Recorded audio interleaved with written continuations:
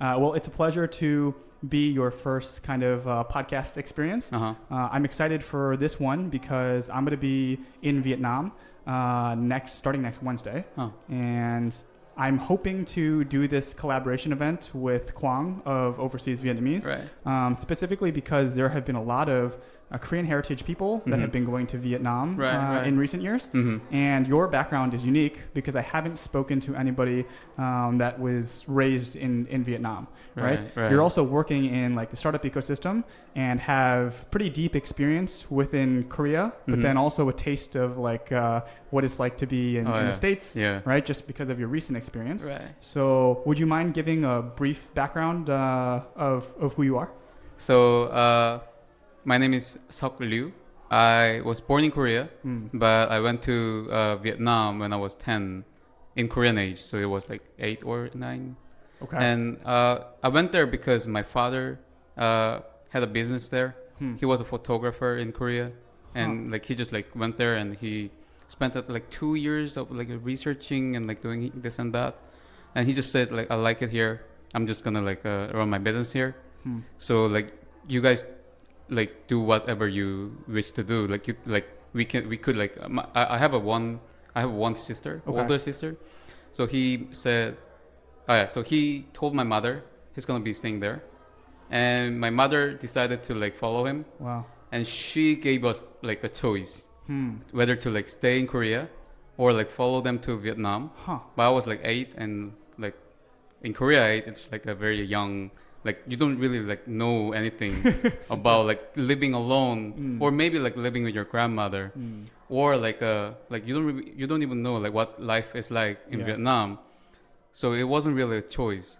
So we just like followed them to Vietnam, and I really liked it there because like weather's nice and people were like really friendly. Like nowadays people in Saigon, like Ho Chi Minh City, isn't really like that nice as it was, but like back then it was like 2002 and the people were like super nice.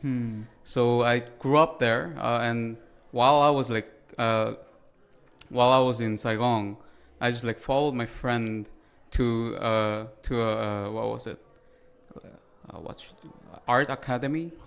And I just like saw like there was a teacher, like one teacher like who has like a really big biceps and like muscly. And I thought like, oh, this guy's like so handsome, and this guy looks really, really nice. I want to be like him.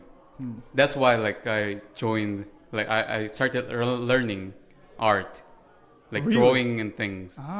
So I started learning like how to draw like art, like fine arts, and like I didn't really like think about like what should I major in or anything like university. Like I didn't really care about that. But like I just happened to be like already like drawing and preparing the Korean test, like art test for university. So I just like went to Korean university and I majored in design. But like while I was learning, I was thinking maybe like I can do something like more fun, like more exciting. And there's a fine art exhibition advertising site called Neolook. Neolook. Yeah, Neolook. .net or like .org, like whether it's like I think you can just like Google it. It's New Look, like NEWLOOK? It's NEO. NEO. Yeah. Okay. And it's not, there's nothing neo in it. Like it looks like, the site looks like a site from like 60s or 1970s. So I was thinking like, since I like majored in design, like I thought like I can do better than that. And like I didn't know about like business or like development, like anything about that. I just only knew like how to design. So I started designing, and luckily I got some support from the university. It was just like a 3 million won to like develop the website. So I started that. I failed miserably because I didn't really know like what it takes. So after that, like I thought I can do like maybe I can do better when I learn how to like do things. So like I started like learning about business and how to do this and that. So after that, I just like started like my own entrepreneurship journey. So the last two thing was uh, I was like first one was very similar to Airbnb experience. But like the difference was I was sourcing the the the experiences myself, like tourism products. So I will like went to Sapa and like bunch of other minority ethnics and like tribes living in like rural area in Vietnam. And I was like talking with them, like making the tourism products because like when you see the whole tourism industry, you can see that there are like many in between like middlemen, like 3 or 4, and like the first one, like the biggest tourist what do you call it, agency. Yeah. They take like all of the money and the rest of it are like taking some parts, and like the ones actually like providing the experience are getting like poorer and poorer, and there are like more tourists coming, and the environment is like being harmed. People are like losing like what they have because like, they don't really know about like contracts or like how to deal with like big corporates. Yeah. So like everyone's like losing like small like little by little, and like tourism agencies are like earning more while like the whole environment is like getting ruined. Interesting. So I was thinking like I just started my business because it was fun, but like the more I know, the more I got like into it. So like I wanted to help people, but the thing was I was poor. They were poor, so they need to like do their job. Like they are not only like providing this tourism activity, but also they have to like go like take care of their farm and like do many things because that's what they do that like daily. Yep. And I couldn't really convince them to like focus on the tourism activity because I couldn't really let them maintain like I couldn't really give them like what like the amount of money they need. So I was just like very concerned like how like what I should do. And like one other co-founder of like the next startup came to me and like said he's like trying to do spa reservation business, and he want me to be like with him because like he has eager to do it, but he wasn't from like Southeast Asia, so he doesn't really know like what people like how to deal with people. Yeah. So I joined his company, and he said like I'm young. He was like 6 or 7 years older than me. He said like you can learn like how I do business because like he's like a more experienced. But later on turns out that I was more experienced than him. So I did like all the like pitching, like pitch decks, contracts and everything. But it was like very fun. We started in Da Nang, Vietnam, because there was like where like many Koreans were visiting at the moment, and it was like pretty good. Like it was doing pretty good. So we expanded to like other regions in Vietnam, and after that, like we expanded to Bangkok in Thailand. It was even better. The margin was like way better. Like people like I mean everything was better in Bangkok. So we were thinking maybe we have to expand to other kind of like vacation locations, vacation areas like Pattaya or Bali. So we went to Bali, but like during the time, pandemic hit. So like we had to shut it down and come to Korea, or like stay in Bali for like 1 month without doing nothing because they said they're gonna be like like under the lockdown for whole in island. Yep. So we came back to Korea. We were like going through some pivoting, but I didn't really think that the way we were pivoting was really like in my interest. So I like came out, became a VC in Spring Camp. And now like I'm out of VC again. Yeah. And I just started our new company, HabiliAI, with my co-founders. Amazing. That was too long, right? No, that was good. A lot of questions to ask you about throughout. One is, so you were like 8 or 9 years old when you first moved to Vietnam, right? And you stayed in Vietnam until it was like college age, like 17, 18 years old? Oh yeah, 18. Okay. And the experience of moving to Vietnam for the first time, like it sounds like you had a good time, right? Yeah. But I would have imagined at like 8 or 9 years old, when all you know is like growing up in Korea, is that would have been a pretty chaotic like process. But can you tell me a little bit about like what it was like when you got to Vietnam, like of what you remembered, and how life was as like a 9-year-old in Korea versus then moving to Vietnam, and how that process was for you? Right. So like back then, like I don't really remember a lot, but like back then, like my parents are like super nice people. So they like took like very like good care of me and my sister. Yeah. So we didn't really like have like much trouble like moving, but like something that I remember is like I was in 3rd grade in school, and like we were moving like in middle. It was like August or like September.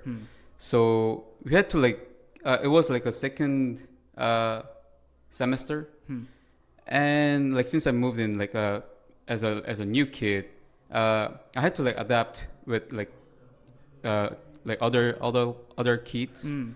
They were like so nice. Like they were like the most like pure kids that I have ever seen. Like they were just like playing around. Like they don't really like go to like private academies. They just like run around. Like the sun is like it's like 36, 34 degrees Celsius hot. Like it was like melting, but still they were just like playing soccer, and like they were like super pure kids. And all of them were like Vietnamese kids, right? I went to Korean international school, so there were like some like Korean like Vietnamese half people, but most of them were Koreans, like without any brains. Interesting. For me, like they were like so pure. Yeah. Wow. So it was a Vietnam experience of like the culture, but it was through a lot of people of Korean heritage because you were at the Korean school. Yeah. And was this in like Ho Chi Minh City, or where? It was in Ho Chi Minh City. Okay. Wow. So you had a pretty pleasant experience there. And in contrast to like what you remember of your youth in Korea, it was a lot maybe not as nice of a situation. I mean, like when I was in Korea, like I don't really remember like a lot of like I don't have like a much like a memorable childhood memory in Korea. But like when I like went to Vietnam, we had like two teachers per like one class. So one was Korean teacher, one was English speaking teacher. Some of them might come from America, like Australia, New Zealand, but they're all like English speakers, and I had really good experience because of that. I mean, like I have a lot of like I'm very talkative and have a lot of questions, and in Korea like they hate it. So when I like ask so many questions, Korean teachers, I'm not sure like if it's like same now, but back then they really hated me.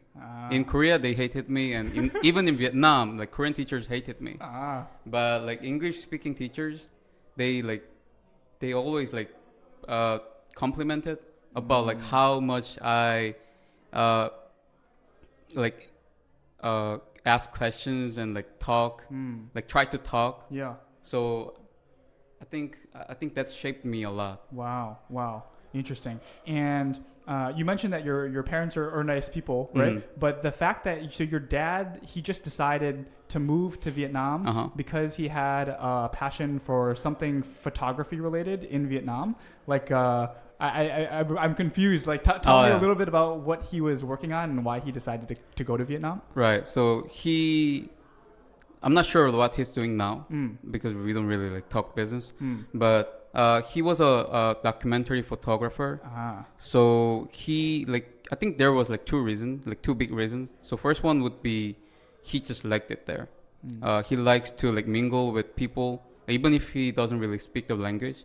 He just like likes to mingle with people and like see new things and like camping, all those things, like going into jungles. He just likes that.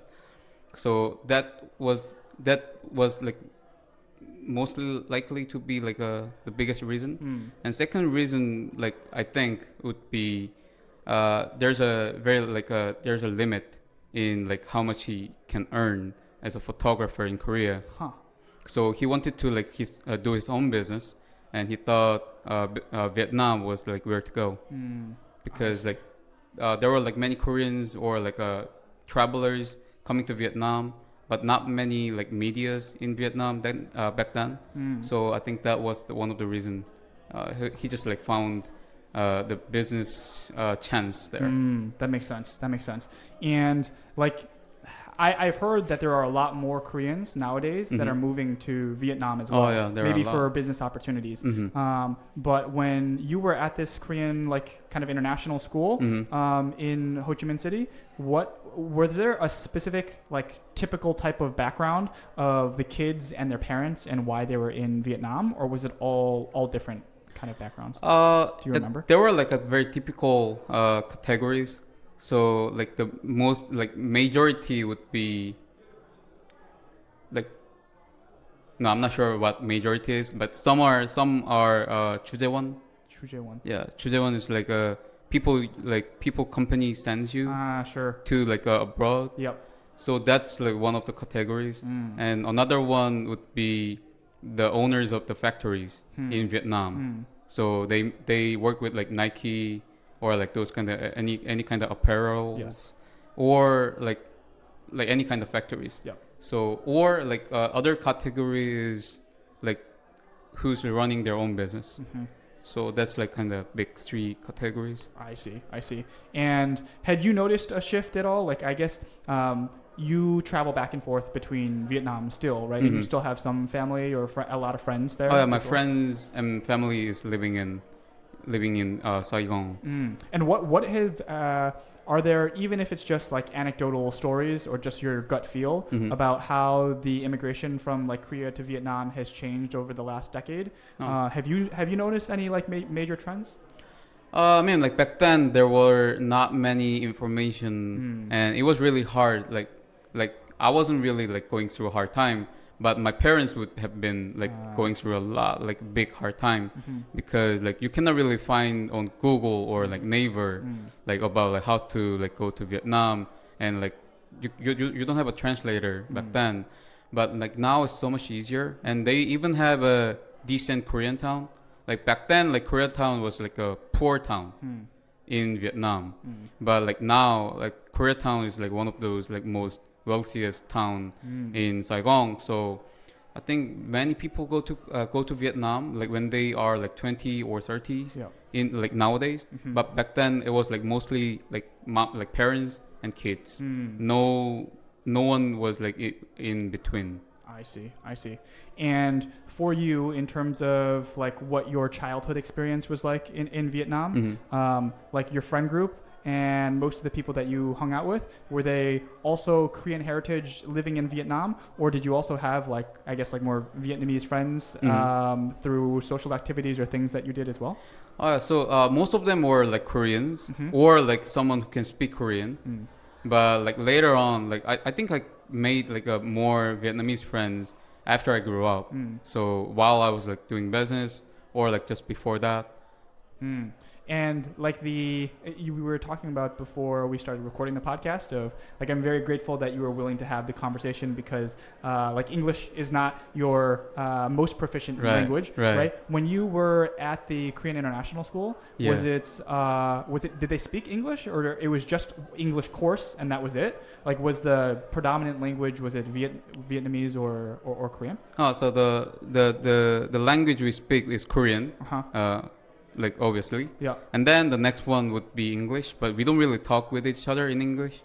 We just like talking Korean. But there were like so many like as I mentioned, we called it co-teaching. Like when you're in elementary school, you have like a two teachers in class. So one Korean, one English. And after that, like even in like middle school or high school, like you have a lot of like, I think there are like a more English course than like what they have in Korea. So yeah, like we only speak English in the class. I see. And for Vietnamese, like that's one of the things I regret a lot. Like you have like a lot of chance to like learn Vietnamese, but like for me, I didn't. So like some of them do, and some of them don't. And so I was like on the. So you'd say from a language perspective, it's Korean first, then English, then Vietnamese. Right. Is that right? So Vietnamese is like in the same level as like Chinese, Japanese, and other kind of languages. Makes sense. And like in terms of you decided to go back to Korea for university, right? Was that always the plan, or had you also considered maybe staying in Vietnam? I'm more of a person with like a less plan. Yeah. So I just like go with the flow. Huh. So I was thinking like maybe I can just go to America, but like, so my father's business wasn't really doing good at the time. So I just decided like, yeah, why not? Huh. Wow. So I just like came to Korea.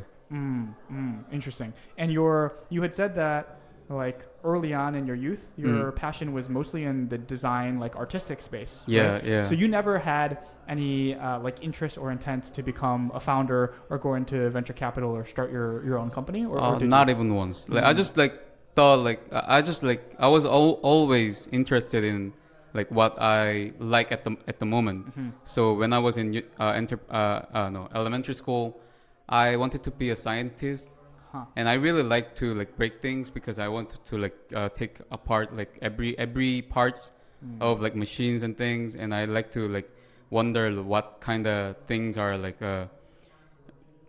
are in anything or like how things work. Yeah. So I was like very interested in science and like machineries, but there was one science teacher that I really hated. So after that, I just like gave it up. They ruined it for you. They ruined the science and engineering for you. Yeah. And after that, I was just like since I was like quite good at drawing, I just like drawing, and I just like go with the flow. I just like go with that. And I guess like most of the people with your type of background, meaning like Korean citizens that were in Vietnam, they eventually have to return for military service. Right. So did you start in school and then you went to military service after, or did you do your military service before you started university? I spent 1 year in university and went to military service.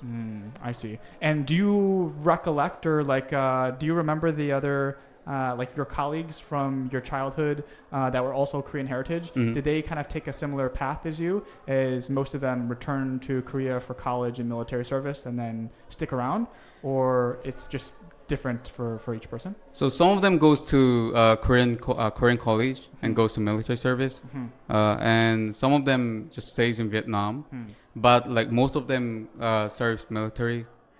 They just like come back, serve the military, and go back to Vietnam. And like a very small portion just stays in Vietnam. They don't really return to Korea because like Vietnam is like where they grew up, and they don't have like any background in Korea or like a family in Korea, so they just like stay in Vietnam. And I know that if you stay in Vietnam until you are like 40 or 50, you don't have to serve the military after that. Really? Yeah. Huh. But you cannot really come back to Korea and stay for like more than 2 weeks. So if you're a Korean citizen, but then you move to Vietnam when you're young, and then for most of your life you're just staying in Vietnam, but then you just make short trips back to Korea, the Korean government won't make you do military service. Is that right? Oh yeah, I mean it's more of a delay. Like you can delay it until like 40s or 50s. But after that, like you are free to go. I see. Interesting. Okay. And how about like, if somebody were to ask me in terms of doing a comparison between like American culture and Korean culture, I have a good feel for that, but I have never been to Vietnam before. I don't know that many Vietnamese people. Like when you compare the two cultures or try and describe like what things you appreciate about Vietnam, like when you go back there, like how would you describe what the culture is? I mean, like compared to Korea, the culture in Vietnam like varies like from like place to place. So I cannot tell about like other parts, but for south and like middle of Vietnam, they're like very welcoming, and you can like become a bro in a second. Like they're like very good at like making friends and going easy on like people. Yeah. But like bad part is like you cannot really become a real bro. Like it takes a long time. So yeah, I think that's like something that's like different from like Korea to Vietnam. But so another good things, foods are nice. Yeah. You eat even here in Korea? Do you eat a lot of Vietnamese food as well? I don't really, because like Vietnamese foods in Korea are like too overpriced. I like them, but you just go to Vietnam. Overpriced. Just go to Vietnam and eat Vietnamese food there. Yeah, I can just stay in Vietnam and like try every Vietnamese food I can. So like, I have an option to like just go to Vietnam. So like in Korea, I just like try to eat like more Korean foods or like other kind of foods, and like taste is different too. But like I'm not saying that Vietnamese food in Korea are bad, but they're just different. And then you were telling me like in terms of your university experience, so you studied like you did some sort of design major as well. Right. And were you thinking that after you graduated you would become maybe like full-time designer or working for some design agency? Was that the most likely path that you had in mind, or were you also not doing much planning at that stage as well? So I didn't really like plan. Like I planned nothing, but I was thinking in like when I was in freshman year or like junior year, I was thinking, oh yeah, design is fun, and I was like really happy when I get like A grade, or when I like make my professors like surprised. I was just like very happy about that. So I was thinking, oh, maybe I can just like be a good designer, and maybe I can do some like artistic design, something that others cannot. So that was my original thought on like what I will be. And I'm not sure if you have heard of Theo Jansen. No, I don't think so. He's an artist who lives around the beach area, and he just makes some weird machineries that like moves with wind power or like solar power or like any kind of natural powers. Sure. And that kind of life seemed to be a life to like aim for.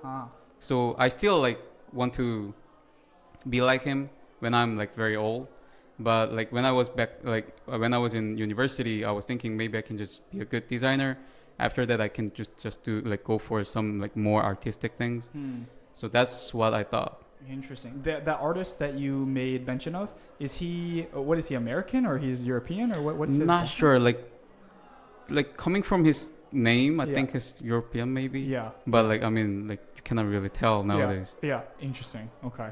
And the experience of like, I guess, going from Korea when you're young to Vietnam is one thing. When you were back in Korea, was that a pretty normal thing? Was it easy for you, or was there some adjustment process?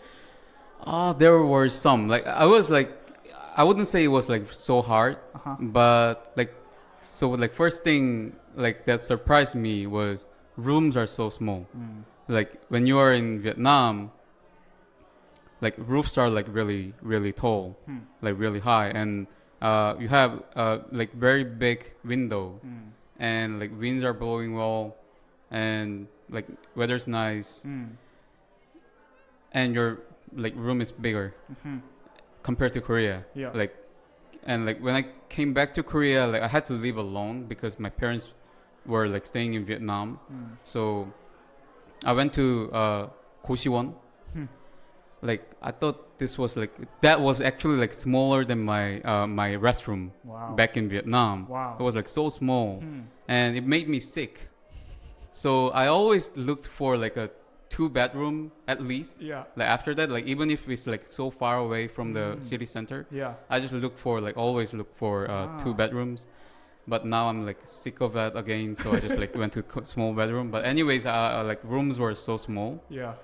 And when it comes to like people, like I thought like there would be like many people who like comes from like foreign countries. Mm. So I was like always telling everyone that I'm from Vietnam, Mm. and like at least at that like university at that major, Mm-hmm. I was like one of the first people like that told everyone like that I'm from Vietnam or like other countries. Yeah. And there were like some, what do you call it, 선배. Mm. So there were like many 선배s like from other countries. They didn't really tell anyone. Really? Yeah. Huh. Why is that? Is there some like embarrassment about it? I don't really know, but like I told everyone that I'm from Vietnam. So Yeah. like when it was like snowing, I was like very happy. So I just like go out and hey, like this is snowing, but everyone like made fun of me. Yeah. Not seriously, but Right. they just like thought Making it was jokes. like yeah. Yeah. But like while I'm like doing something, like there was like some best just like come to me and say like, hey, I'm from here. Hey, I'm from here. So some of them comes from like China, Malaysia, Myanmar, and like bunch of like other different countries that like I didn't really even imagine of. So I was surprised that like there were like so many people from like foreign countries. Yeah. I don't know why like they just like hid it. Yeah, yeah, it's such a weird thing, especially because, with Cambridge and building this out is a lot of ethnically Korean people that just look like each other for the most part. And if they're just walking around, nobody knows about their experiences or the backgrounds or the unique maybe skill sets and like cultural understanding that they have and they bring to the table. But it seems like there's if nobody asks you directly, then nobody really shares. Even though it seems like there would be more interesting conversation, more interesting maybe business collaborations, like all of that would come out of it if people were just willing to share and be open. But it's a very weird thing that people are usually hesitant or slow to disclose or share that information. Yeah, I think maybe nowadays it has like changed. I don't know. Yeah. But like back then, like nobody really wanted to like reveal like where they're from. So yeah, that was really. I think maybe like one of the reasons would be we take different tests when we come to Korean university. So we don't really take like what Koreans take, like SAT, like 수능. We don't really take that, and we go through different tests. But I mean, like the competition, like was also fierce. Like I don't really think that's a shameful thing. Yeah. But I just like happened to live abroad. I didn't really make like I made a choice, but it wasn't really a choice. Right. So like maybe like some of them like just thinks it's embarrassing. I don't know, but I think that would be like one of the reasons. And like one other reason might be like they don't really feel the need to tell it because like if you do, there are something you have to like go through. For example, if you talk about Korean politics, they say like you're not from here. Even if you are Korean, like you serve the military, like they think that you wouldn't really know. Oh. Because you don't like you're not from like Gyeongsangdo or Jeollado or like Seoul. You're not like from anywhere. So you have like you're not on any side. So you're like you say like this is bad, this is good, and they like they dismiss you. Yeah, that just like makes them pissed off. Ah, wow, interesting. The community of people like yourself, like Korean ethnically, spent extended periods of time in Vietnam and then come back to Korea.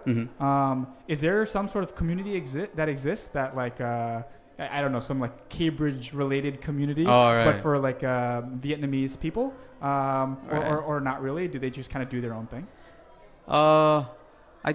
I know like one like I'm sure there's like many like small communities for like a foreign like Koreans like lived in foreign countries. Yes.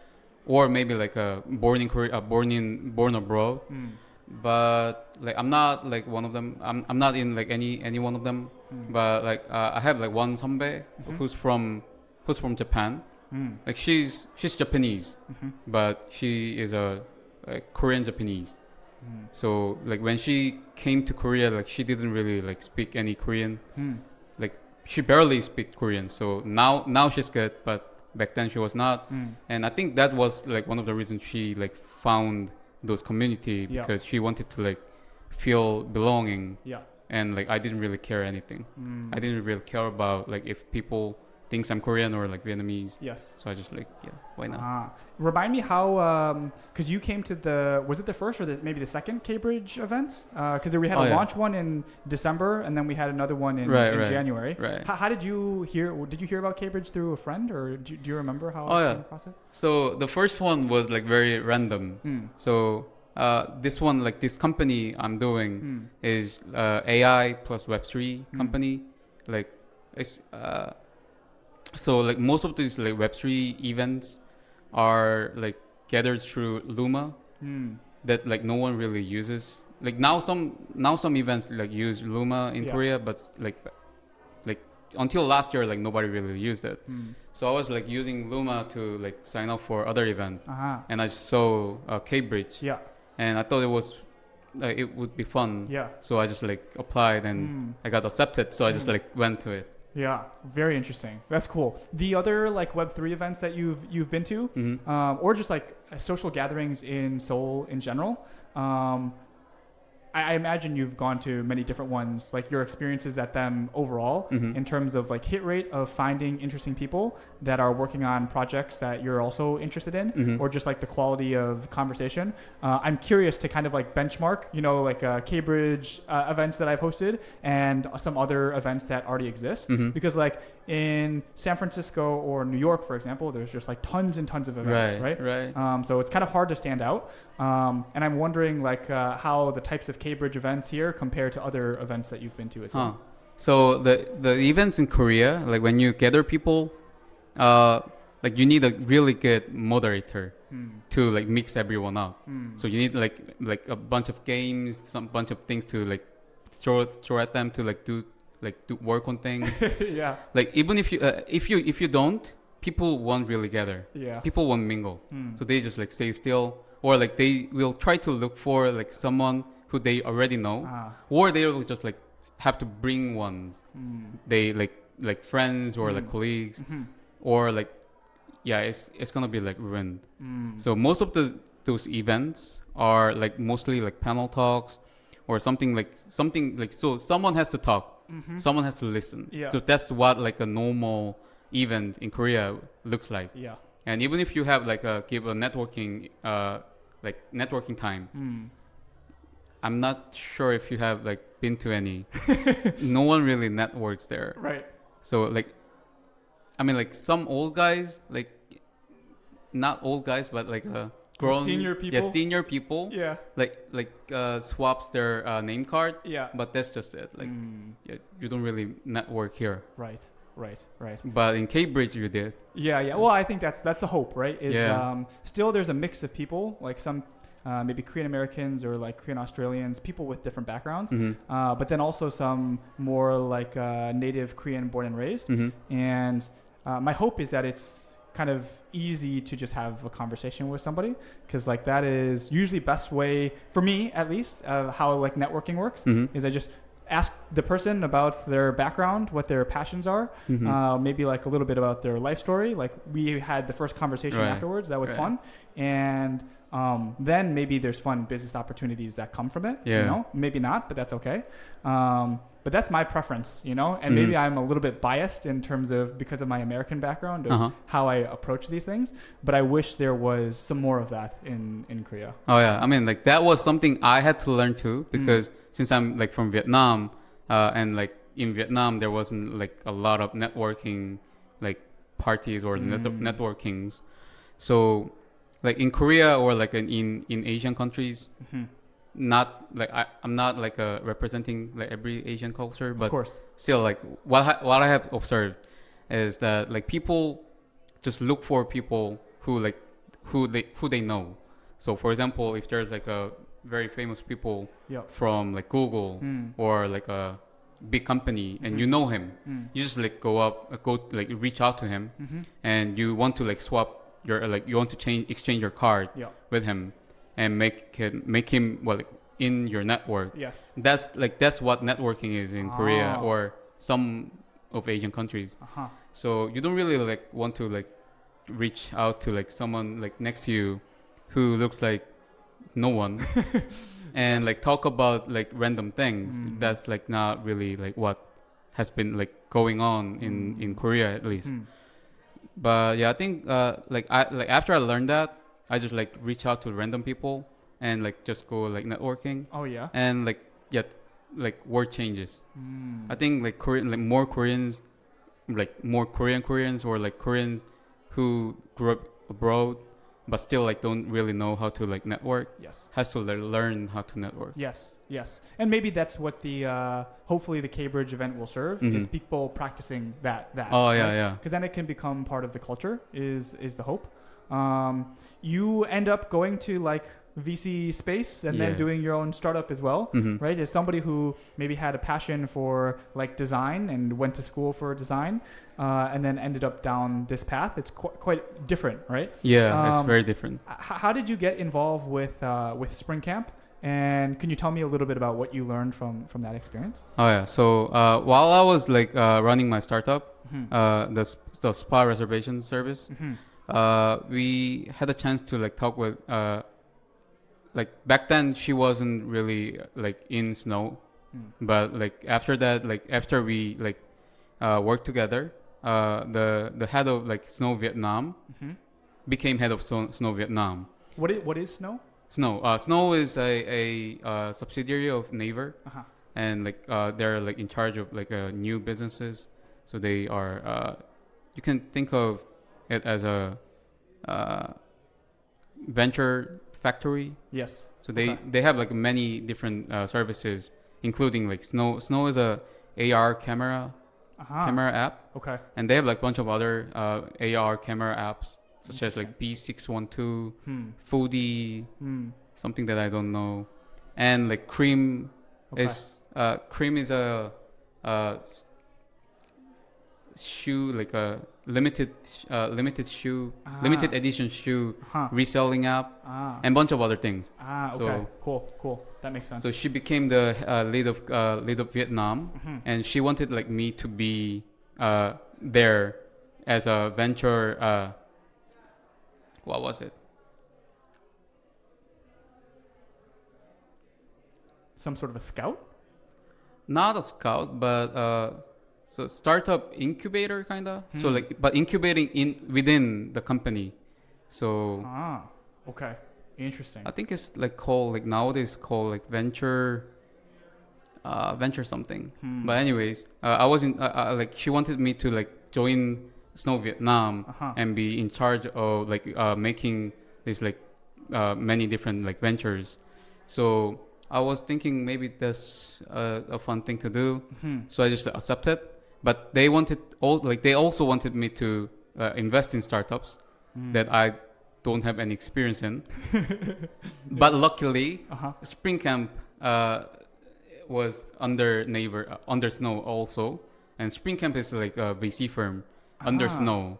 So Snow is subsidiary of Naver, yeah. And Snow is responsible for, I guess, like interesting business, innovative activities within the broader like Naver ecosystem, right? And they do that as part of Snow. And then Spring Camp was part of Snow as well. Yeah, it was like now they're not, but it was at the time. Yeah, that makes sense. So they wanted me to go to Spring Camp and learn how to invest.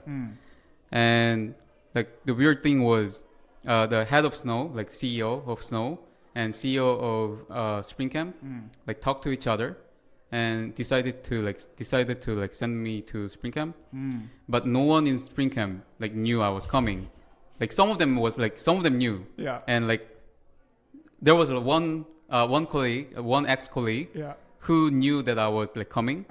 But he was like leaving for paternity leave. So I met him, and like next week I went to spring camp. He was not there, so nobody knew like why I was there. So you just showed up on your first day of work, and people are like, "Who are you?" Yeah, and I was like from Snow, and Snow is like their mother company. So they were thinking maybe he's an inspector, like came to spring camp. So like there were like random like very random thinkings like of like people like in spring camp, like nobody knew like what I was there for. And I thought like everyone knew. So I was thinking maybe like someone will teach me. And I was like waiting for like 2 or 3 days. And nobody really like teaches me because they don't really know what I'm there for. So like after I figured out like nobody really understand like why I'm there, I tried to learn it by myself. So I tried to like source deal like from others, like from my network, and like try to like operate, like I try to like go through what others go through. And then like I like since I try to like go for like a new deal, like people like started to help me. And like after like 3 months, like there were something something went on like in Snow Vietnam. So the previous Snow lead in Vietnam had to leave the company. I see. So I had like 2 options, whether to become in charge of Snow Vietnam, or to become a VC in spring camp. And like becoming a lead of Snow Vietnam looked boring.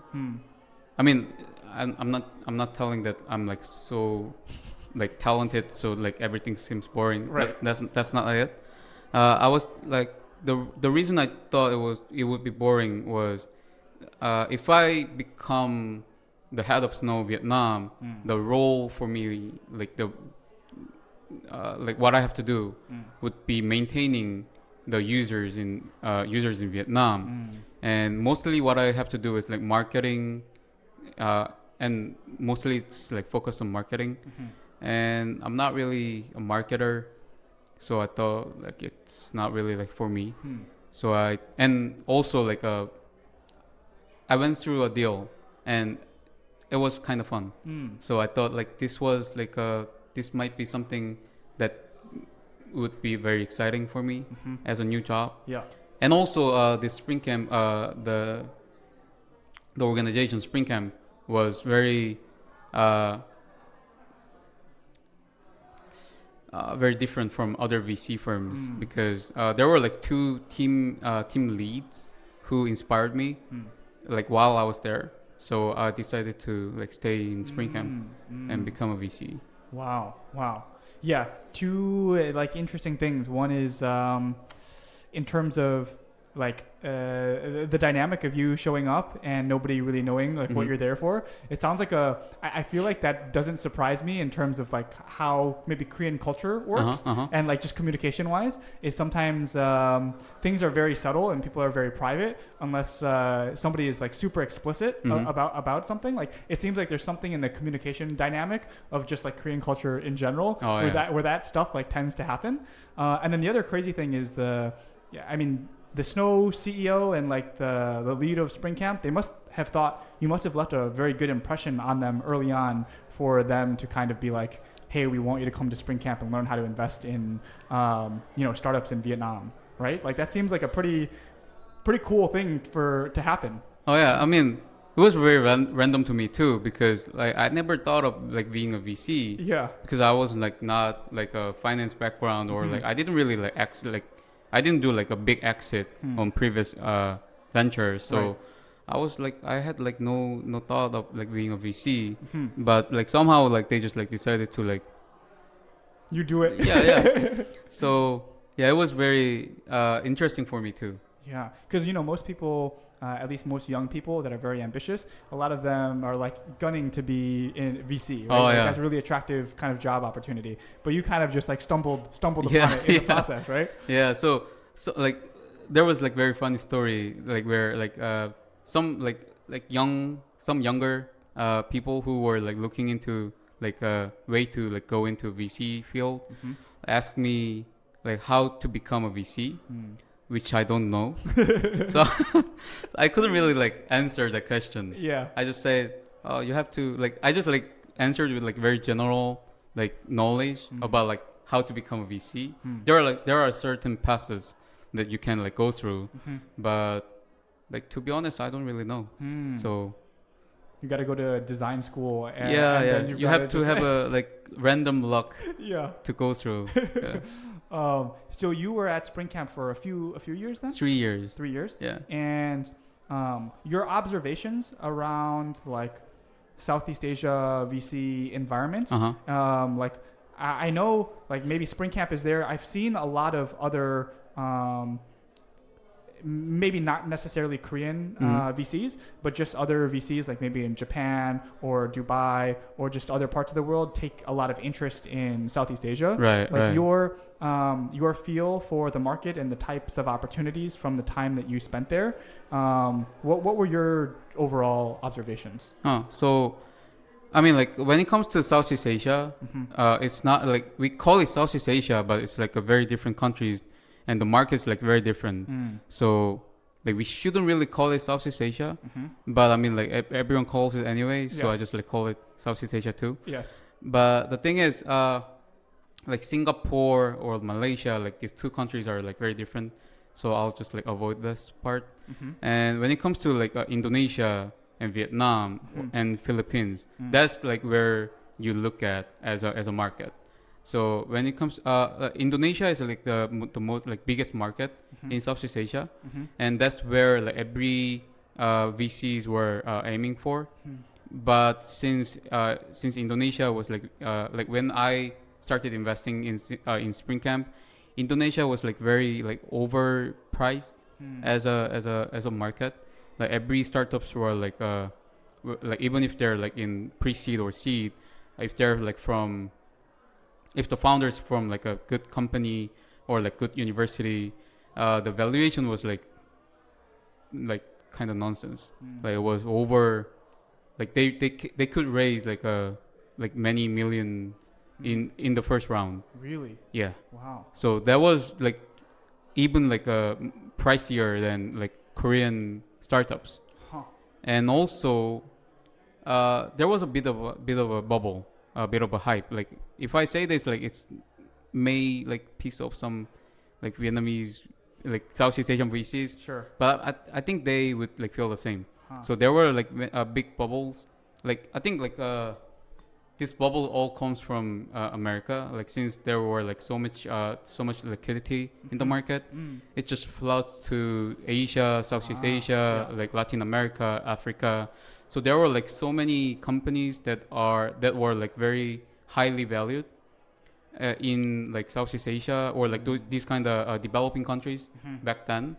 And nowadays it just like stopped. Like American VCs stopped investing in Southeast Asia or like Africa. Like Y Combinator like had a lot of African startups and Southeast Asian startups back then, and now like I think you can see they don't really they even like narrowed all these like entries from like, even from America too. So I think you can tell how the market has changed. That makes sense. Yeah, it's interesting for me, even as somebody who comes from the States and to be in Korea and explore the startup ecosystem here. Like, for example, like government activity, and like we're recording in Global Startup Center, which I think is in large part supported by government, is you see kind of the second, third order effects of it. And it's interesting just to see, I see a lot of activity, even though I'm not even active in like Southeast Asian market, a lot of people in Korea that are hosting gatherings or even VCs, like Korean VCs, that tell me they are opening up stuff in Vietnam or other parts of Southeast Asia. Right. So it seems like there's quite a lot of activity, or at least interest, right? A lot of capital going into the space. Oh yeah. Your decision to like leave Spring Camp, like end that chapter, and then decide to start your own company. How long had you been thinking about that for, and like what was the motivation behind you deciding to do that? I mean, like working as a VC is like very exciting thing you can do. Like you can help like a lot of startups, and you can have a chance to talk with like very like bright, smart founders from like everywhere.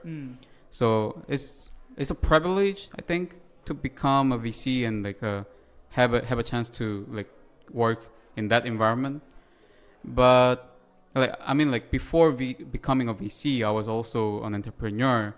Like, and I always liked the fact that I can like build something, and that something I built can become like a Facebook, Google, might be, like might not be, but might be.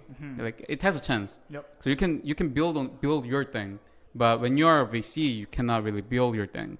So if you are happy like investing and that's what you like, you can be a VC like for entire life. But for me, like I was always wondering, like, I was always like jealous of like founders when they like achieve something, and I think like that sounds fun. And I was like always thinking that I want to do it. And in 2022, I came back to. No, I think it was 2023.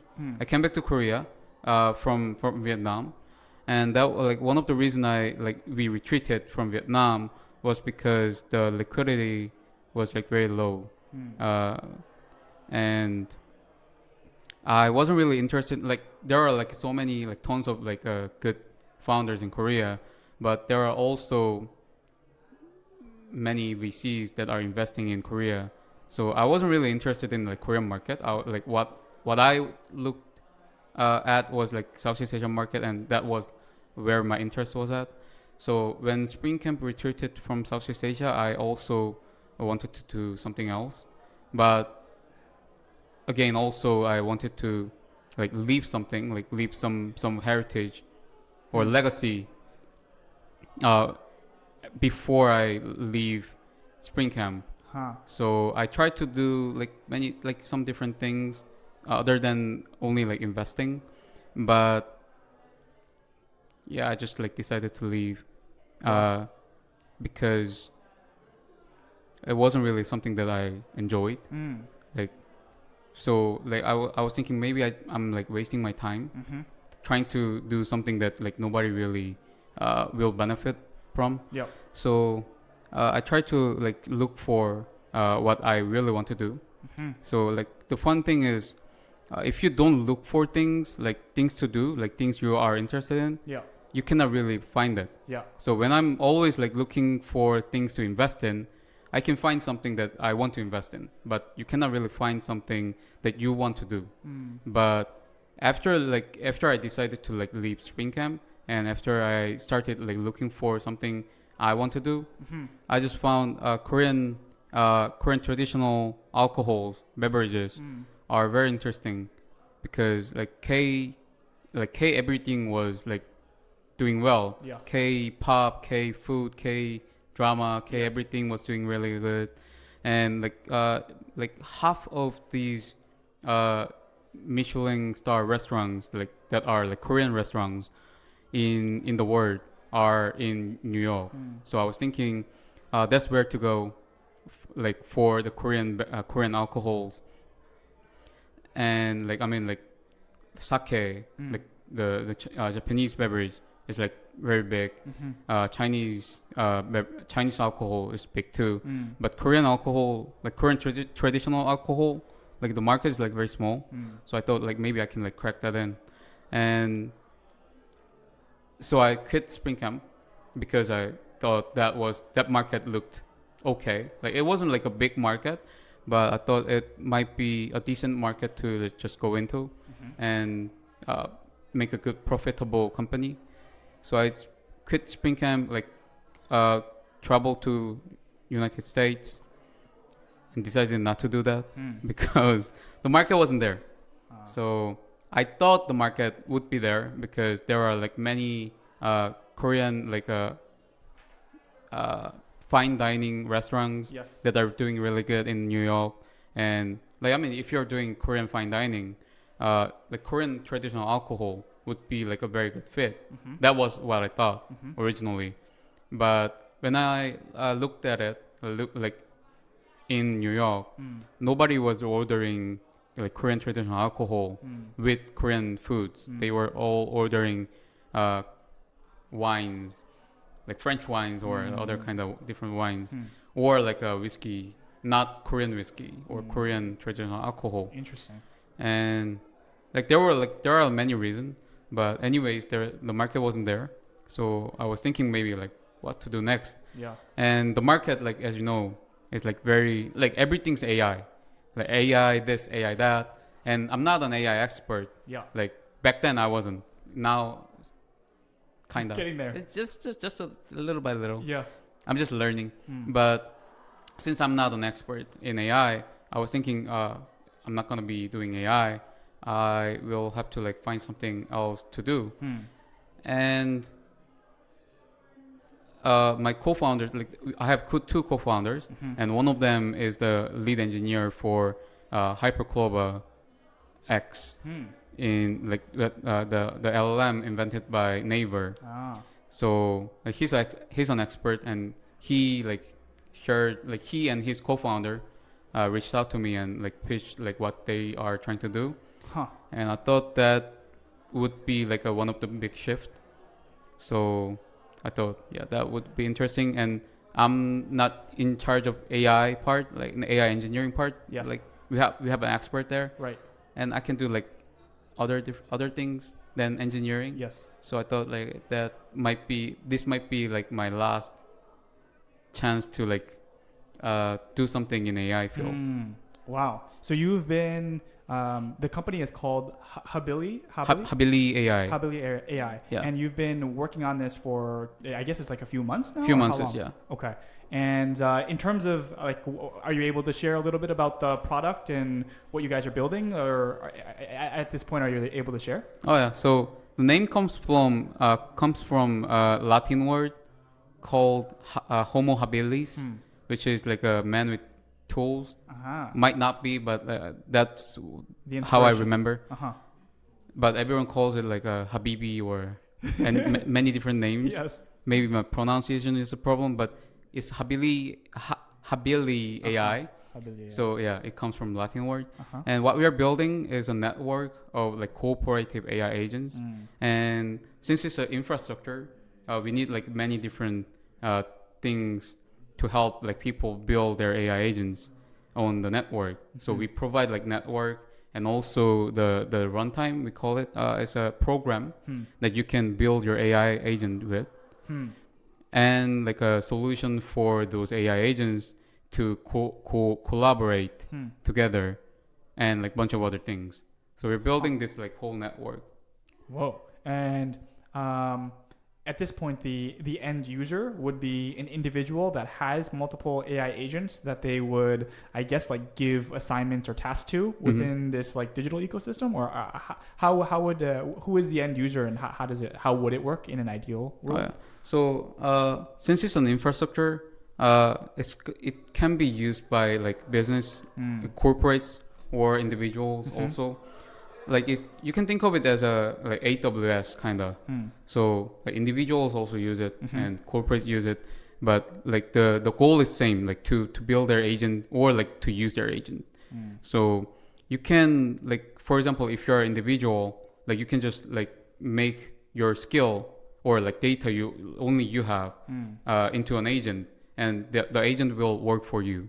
So you don't have to like write contract with like other guys and like provide freelancer service. Yep. You can just like let your agent have all your data, or like you can provide like you can like make your skill into an API and implement it into your agent, and you can like deploy it on the server on the network, and other people like who needs that service will like interact with your agent, or he will also have another agent interacting with your agent.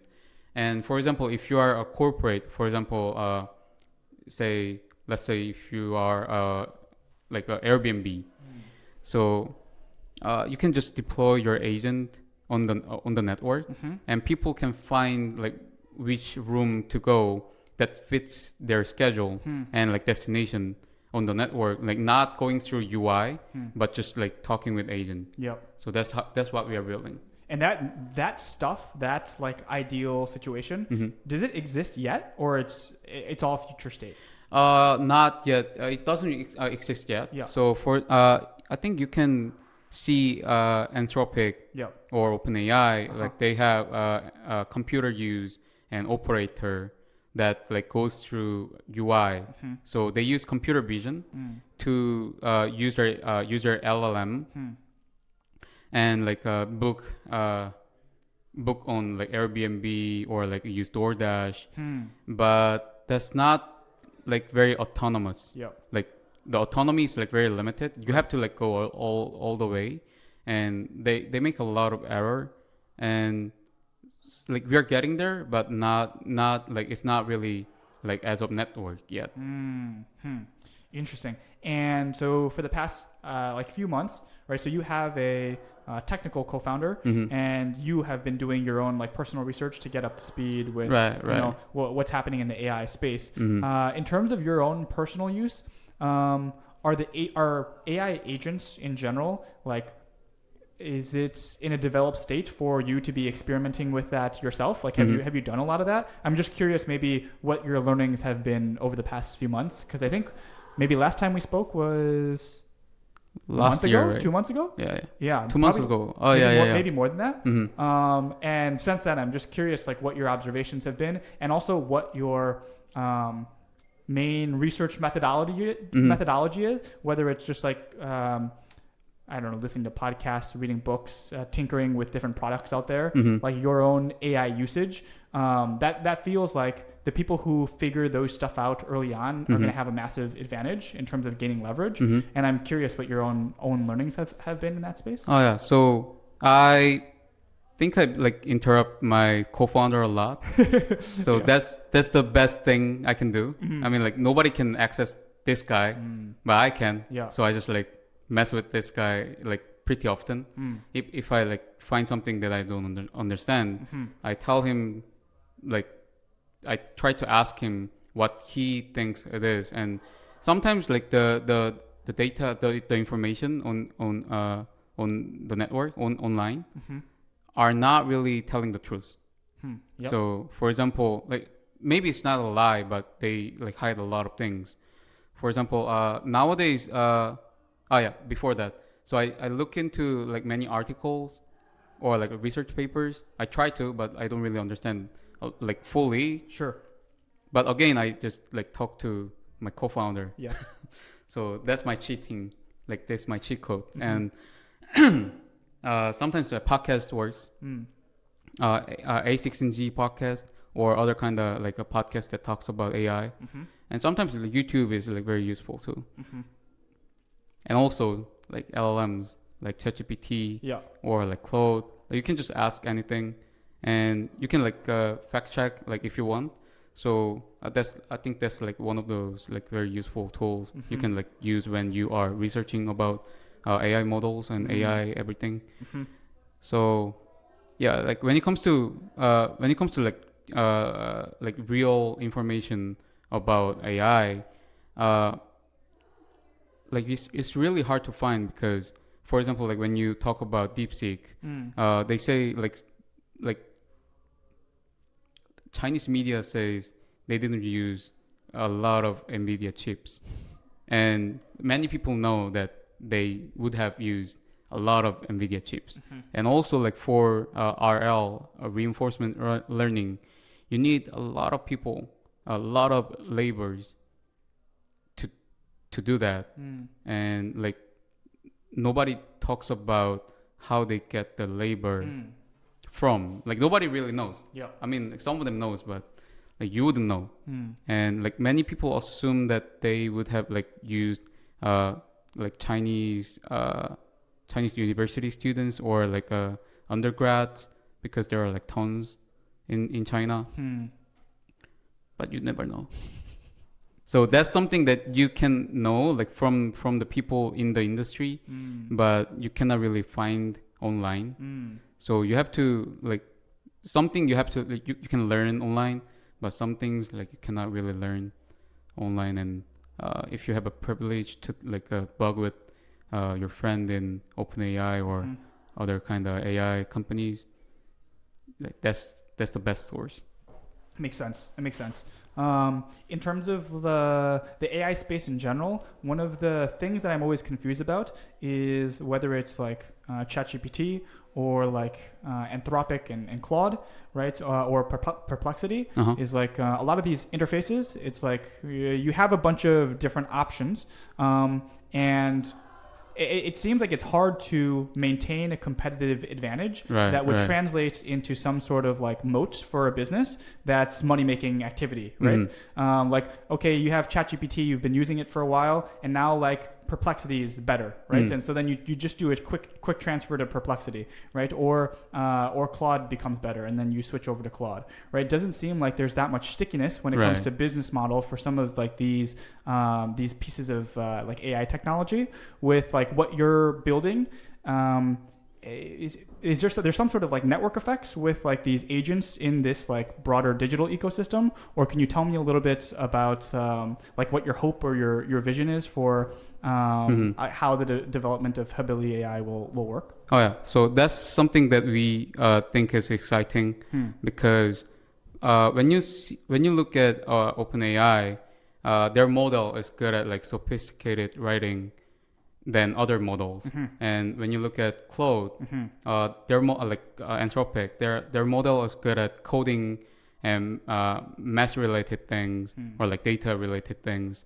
And like every model has its strengths. So you cannot really say like one model is like superior for like other models, like every other models. So when you're making your AI agent, you need your agent cannot really do like everything. Your agent should be like divided into like many different agents, and they should be in charge of like a specific role.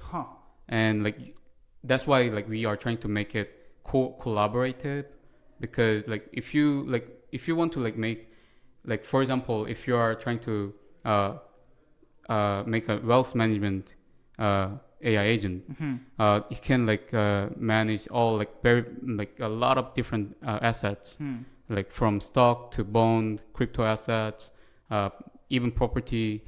And if you see like from like asset to asset, you need like very different strategies. And if you ask your AI agent to come up with like different strategy for different assets, it will like malfunction because there's like so much context, and like it will like mess like things up. It will mess the data up. So it will like eventually end up like maybe like in the future when like LLMs are like so much superior than the previous LLMs, and like if they are like so good at so like way better that like in the level like that we haven't thought of, like that wouldn't really matter. But like as of now, you need to like separate these agents into different parts and make them collaborate so that they can do work like human does. Like a team or a company. So you need like many different LLM models, like LLM or like SLM, for specific tasks and specific needs. And so the models are brains, and you need like arms and legs or like tools. And that is like they use API as their arms and legs. So you need a brain and fitting arms and legs, which is APIs. So that is like that forms a complete AI agent. So even if like Grok does better or Claude does better, it doesn't really matter. Like it's like actually like better for us, because like when they compete with each other, LLMs that gets better, and people can use that LLM as a brain to like build their agent on our network. So that's what we are looking for, and that's what we are trying to do. it does make sense from a conceptual level. Like even if you think about human intelligence in general, is like the development of the human brain is like we have a left hemisphere and a right hemisphere, and both of them have kind of specializations. And then if you break it apart, it's like you have occipital lobe that is like specialization in visual sense, right? And it's only that. And then you have maybe like a temporal lobe that's like specializes in language, and then it's the conglomeration of those things that allow somebody to really do interesting things. And you see that at maybe every layer of maybe human development of like in a social organization, you have people that specialize in specific tasks and then they collaborate together. Right. So that from a conceptual level, it makes a lot of sense. When you say like HabiliAI is going to have a network where these agents can interact, right? Do other competing types of networks like this already exist that are saying, hey, you should be using our network so that you can plug your different, models or different like sub agents so that they can you can make them into one master agent for a specific task? Are there a bunch of these that already exist? So there are some companies that are building like a network for AIs, but like, I haven't seen like. Maybe I'm the ignorant one, but I haven't seen a company that actually is making one, like that is actually like capable of making one. So like no one is like making it or like capable of making it, because for example, if you look at Crew AI, they are making like not a network but a solution. Like they are making a SaaS with AI agent. And I think the reason they're making it is because that's what people like feel comfortable using. Like it's a SaaS-like, so people can just like use it as they were using SaaS. And also when you see like at Web3, like we are using Web3 structure for this network, and the reason is when you like, so you need like you need like two big things for AI agents. So first one is like functionality. So you need like a lot of APIs for tools for your agent to use. And the other part is autonomy. So Crew AI, you're using AI agent, but you have to always like confirm, like you have to be always in the loop. But what we think the real AI agent should look like is working autonomous, and like sometimes it can be like fully autonomous, or sometimes it has to like get confirms, but it should have the ability to be autonomous for like many different tasks. And that's one of the reasons why we need Web3, because in Web2 structure, like as of like this, the internet as of now, when I like make my own AI agent and call it Google AI agent and deploy it on the server, and it goes like around like and like scrapping this site and that site, they won't really know. So you cannot really tell if this is like Google AI agent or like my AI agent that I made in my house, not in Google Office.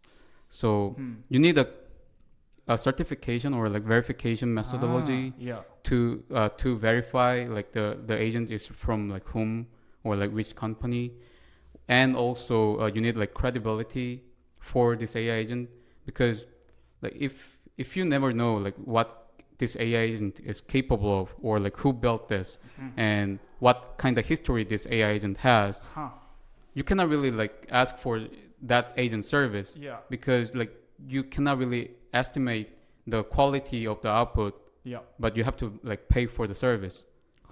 So you need like credibility and also like verification for your AI agent, and like only network that can serve, like only structure that can serve that is like Web3. And so that's why we are building a Web3 structured network. And the reason like other projects in Web3 that are saying they are building like a network for like a layer for AI agent are always like trying to like go for a GPU network, like so like decentralized GPU provider, or like security network with like a bunch of other like cryptography cryptography like provided on the network. So they try to like make a network for AI agent, but that's like they are only like building the part of it. And I think the reason is AI engineers are not developers, like what developers we think. So AI engineers are good at AI. They are good at research and building AI, but they're not good developers. But on the other hand, developers are not really like good at AI. Right. So even if they can code, they don't really like know, like they haven't built LLM or they haven't really researched about AI. So they might be slightly better than other professions, but most of the developers don't really know about AI part. So if you don't really know both part, like you cannot really figure out like what kind of infrastructure is really needed for AI agents or like LLM per se. Huh. Interesting. It seems like, kind of what you're describing is like, I guess I haven't really thought about it like this before. But when you talk about you have maybe these different like sub agents and you train them on specific tasks, right? So like your asset allocation agent, right, is like you have multiple components. You have like a bond manager, you have a stock manager, you've got a private equity manager, and those are each agents in and of themselves. And then you have one overarching agent that is the asset allocator agent, right? You would basically say like that agent, you package it, you give it some sort of an identity. It has like a history and almost like a personality to some extent. And then that maybe gets like certified in some agent arena, right? And people recognize that this agent is this thing. And if it's doing something in the digital world, we recognize it because it has some sort of like an identity. And you guys are trying to build a network where these things can exist. Is that kind of along the right lines? Yeah. So AI agent will be able to like work with each other, and also like human can work with AI agents, and they can pay for like their service. And like what we're dreaming of is like maybe they can like form a group of AI agent, but like if they're like if they exist in parts, like for example, you might want a full service for wealth management, but maybe you are like just only like focusing on stock, but you like philosophy. So you mix up like a philosopher like and like stock investor. Like you don't need like bond or real estate. You only need like this philosopher and like stock investor. And like actually it's like it's likely to be like more diversified like and like more divided into like small pieces. For example, like there's gonna be like trader, there's gonna be like a planner for like stock investing. So there will be like bunch of other AI agents. So you can just like mix it up. So like whether like it's gonna be up to what kind of mission or like goal you provide. So it seems like you're kind of creating like a new digital world for these agents to exist. And have like identities. Right. Like with one of the critiques or the challenges with these big AI companies is that like for like OpenAI or Anthropic or any of these companies, it's like the fixed costs required to get started is like massive. You got to buy all these like GPUs and like chips and whatever. For the company that you're trying to build, is the same problem kind of exist, or you guys don't need to deal with like computational issues? So when it comes to AI agents, like the brain is already built, like being built by this like big giants. So we are like on the shoulder of the giants, and like we benefit from the development of LLMs. And when it comes to network, like we are like as I mentioned, like we are building this Web3 structured network. So that means every other nodes, every other servers will be provided by like a very different individuals or like companies or like servers. So we don't really have to like have a big operating cost at the beginning, but we need to like spend a lot to build this ecosystem and like provide people like a knowledge how to build their AI agent or how to like implement their APIs. So yeah. Fascinating. Well, it will be fun to track the development over the next couple years, and seems like you've learned a lot even since the last time that we chatted on AI.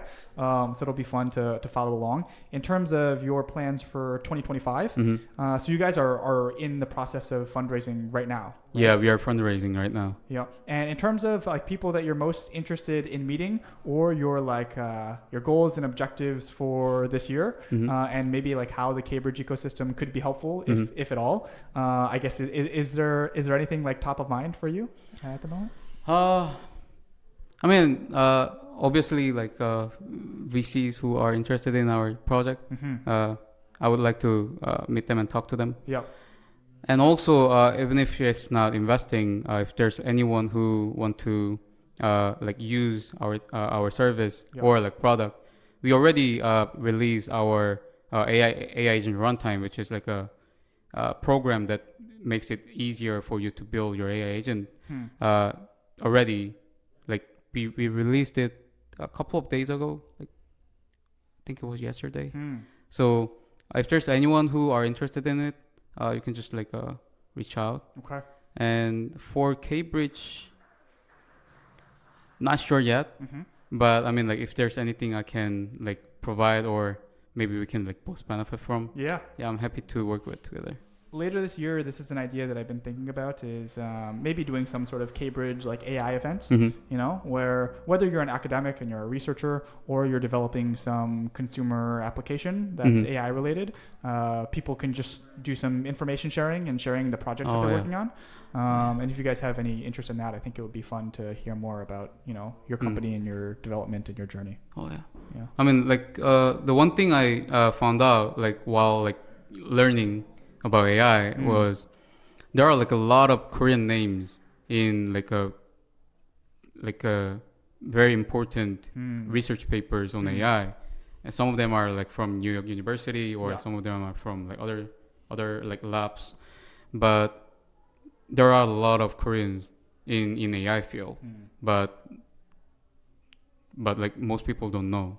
Yes. So like I was like very surprised when I see like when I go through like all these like research papers and I see like something Kim, something Park, something Lee. That's obviously Korean. Sometimes it might be like a Singaporean or like a Chinese, Taiwanese, but most of them are Koreans. So I asked my co-founder, "Is this Korean?" And he always said like, "Yeah." And like, there are like a lot of Korean diaspora in AI field. So yeah, that would be pretty interesting. Yeah, it's kind of like the situation you described before, where if you get Korean people in a room and maybe they're from different backgrounds, different heritages, but they're not very open about sharing it. And so as a result, it's hard to self-organize and for people to find each other. Right. I wonder if the same thing is happening in the AI space. We have a bunch of Koreans all over the world that are doing research in AI, but because there isn't some unifying factor, or they're not going out and seeking some like partnership, collaboration, networking opportunities within the space, they just don't know that these other people exist. They just do super nice job. Yes. Like they just do their thing. Right. And they're very good at it. Yeah. They just don't brag about it. They just stay in their lane. Yeah. Right. Yeah. Yeah. We're well, and sometimes it would be beneficial maybe if they were willing to brag about it, because then other people could hear about the stuff that they're working on. Right. I mean, there are like so many Koreans like who are like very like at the level of like a like Yona, like I'm not sure, like Yona Kim level. Like they can be famous, but like they don't really like brag about it, or like come up to like media and say I'm that guy, I'm this guy. So yeah, it's gonna be like very fascinating if like every Koreans like try to like come up to the media and talk about like what they know and what they did. Yeah, it's gonna be very fascinating. And it makes me excited for Cambridge, because whether it's like this podcast or just hosting events and spotlighting specific people, feels like there's a lot of like hidden gems, right? That haven't been discovered yet, where there's gonna be an opportunity to share their story and their work in a very like original way. So it makes me excited. Yeah, me too. All right, well. Oh, we got maybe 8 minutes before we got to leave. I remember you were telling me before. I don't know if we're gonna have an hour of content to have. But I didn't know that I have like this much talk inside me. I appreciate you doing this, especially because doing some like Vietnam collaborations coming up soon, and especially because you're early in the journey, and it will be fun to just follow along with your learnings and adventure. So thank you, Seok. Thank you so much for having me here.